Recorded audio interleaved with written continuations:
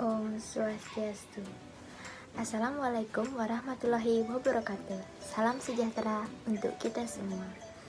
Baik, perkenalkan, saya mahasiswa dari Sekolah Tinggi Ilmu Ekonomi Satya Dharma Singaraja ingin memperkenalkan diri.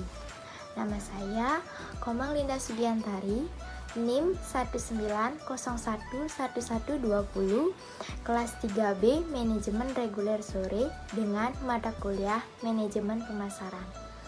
Berikut saya akan memaparkan materi tentang riset pemasaran dan bisnis apa saja yang cocok untuk masa pandemi saat ini. Riset pemasaran seringkali disamakan dengan riset pasar. Meski keduanya memiliki istilah yang hampir sama, namun keduanya memiliki cakupan yang jauh berbeda, sehingga perlu adanya pemahaman yang baik mengenai kedua istilah tersebut. Riset pemasaran adalah kegiatan penelitian di bidang pemasaran yang mana harus dilakukan secara sistematis dan skematis, mulai dari perumusan masalah, perumusan tujuan, pengumpulan data, pengolahan data, serta interpretasi hasil riset yang diperoleh. Cakupan riset pemasaran sangatlah luas, tidak hanya terpaku pada aspek pasar atau produk saja, tetapi mencakup hal-hal yang lebih luas seperti kondisi ekonomi, politik, teknologi, kompetisi, perubahan sosial, serta kebijakan pemerintah. Sementara, riset pasar adalah kegiatan yang berfokus pada pasar yang telah ditentukan secara spesifik. Bahkan dapat dikatakan bahwa riset pasar adalah bagian dari riset pemasaran. Beberapa tujuan dari riset pemasaran yaitu: yang pertama, mendapat informasi yang akurat sehingga dapat menjelaskan secara objektif kenyataan yang ada. Yang kedua, bebas dari pengaruh keinginan pribadi. Yang ketiga, identifikasi, meliputi kegiatan mulai dari masalah manajemen sampai merumuskannya ke dalam bentuk masalah riset pemasaran atau marketing research problem. Yang keempat, menggunakan metode yang tepat dalam pengumpulan dan risetnya. Yang kelima, menggunakan analisis yang tepat. Dan yang terakhir, interpretasi. Fungsi riset pemasaran. Dapat dikatakan bahwa riset pemasaran adalah mata dan telinga perusahaan, di mana fungsi ini mengetahui bagaimana pandangan pelanggan pada perusahaan.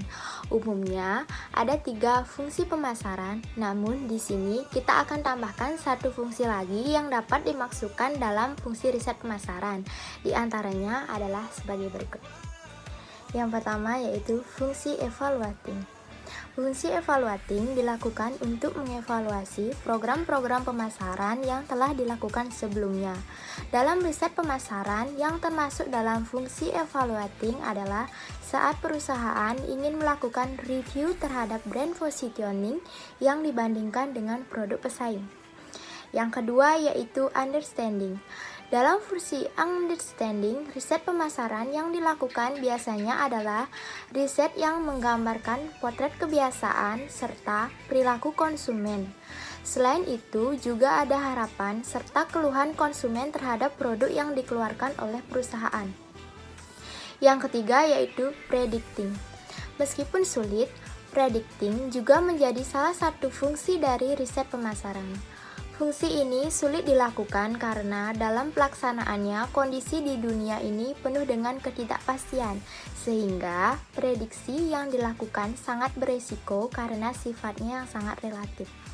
Dan yang terakhir yaitu controlling. Fungsi controlling digunakan untuk melihat proses bisnis yang sedang berjalan. Biasanya, fungsi ini melihat data aktivitas pemasaran yang sedang berlangsung. Data tersebut meliputi posisi produk di hadapan konsumen, demografi, tren, serta efektivitas marketing tools yang digunakan oleh perusahaan. Selanjutnya yaitu jenis riset pemasaran. Seperti riset secara umum, riset pemasaran dibedakan menjadi 2 jenis menurut sumber dan data informasi yang terkumpul. Di antaranya adalah riset pemasaran primer dan sekunder. Riset pemasaran primer adalah riset yang dilakukan dengan mengumpulkan data informasi secara langsung. Sedangkan riset pemasaran sekunder adalah riset yang dilakukan dengan mengumpulkan dan mengolah data dan informasi yang sudah ada sebelumnya. Selanjutnya yaitu proses riset pemasaran.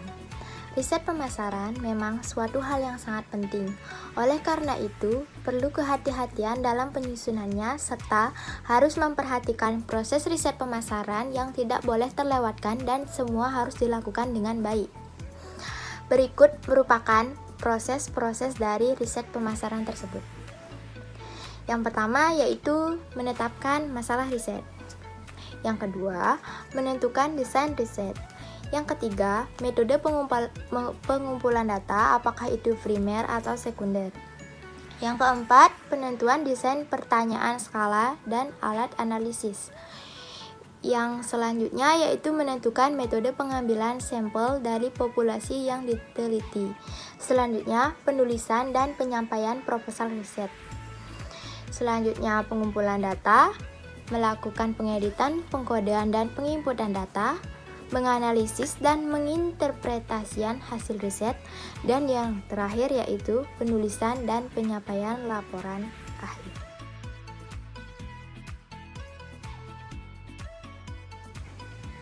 Di era COVID-19 ini, segala aktivitas dibatasi oleh pemerintah. Meski demikian, kondisi itu bukan menjadikan kreativitas ikut terhambat, termasuk diantaranya dalam mencari peluang usaha atau bisnis. Nah, berikut saya akan memberikan contoh bisnis apa yang cocok di masa pandemi ini.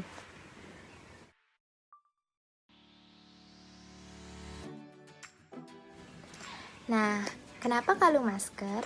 Karena di masa pandemi ini kita diwajibkan untuk memakai masker di setiap harinya untuk menghindari bertambahnya penyebaran dari virus corona. Kalung masker ini digunakan untuk kebutuhan sehari-hari supaya kita tidak lupa menaruh masker di mana, atau yang sering terjadi saat kita makan, kita lupa menaruh masker di mana, ataupun masker tersebut bisa terbang.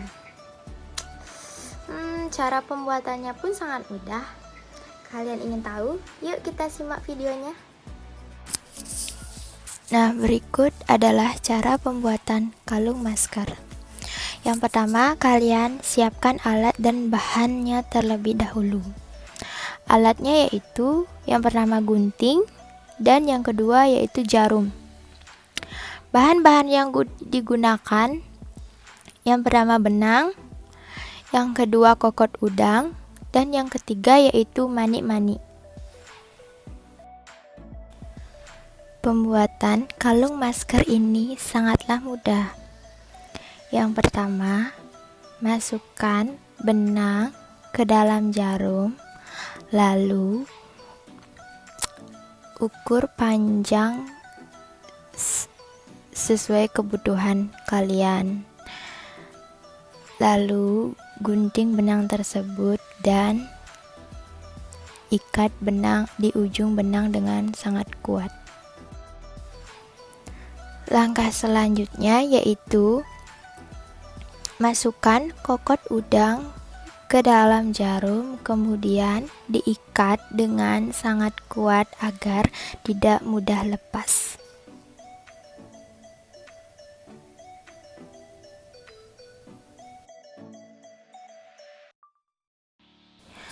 Kemudian setelah kokot udang terpasang dengan kuat, lalu kita masukkan manik-manik ke dalam jarum dan rangkailah sesuai selera kalian dan sesuai kreativitas kalian. Rangkai kalung tersebut sesuai selera atau sesuai kebutuhan, tidak panjang maupun tidak pendek. Nah, setelah panjangnya sesuai kebutuhan, kalian masukkan lagi pengait kokot udang dengan kuat agar untuk bisa memasukkan pengait tersebut ke tali masker dan bisa digunakan. Nah, seperti ini contohnya.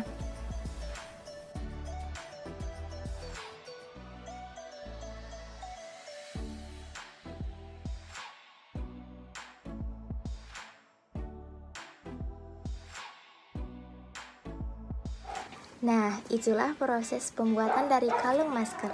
Nah, mudah kan? Nah, untuk pemasarannya, karena pemerintah menganjurkan kita untuk tetap di rumah, bekerja di rumah, belajar di rumah, semuanya serba di rumah, maka kita bisa menggunakan media sosial untuk mempromosikan kalung masker tersebut, seperti di Facebook, di WA, di Instagram, di YouTube, maupun yang lain-lainnya. Kita tidak perlu repot-repot memasarkannya ke jalanan maupun keluar rumah. Kita cukup duduk dan memposting gambar-gambar dari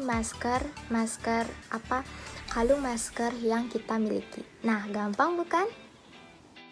Nah, itulah beberapa materi dari riset pemasaran dan contoh bisnis yang dapat dilakukan pada masa pandemi saat ini. Saya, mahasiswa atas nama Komang Linda Sugiantari, mengucapkan terima kasih. Om Santi Santi Santi Om. Assalamualaikum warahmatullahi wabarakatuh.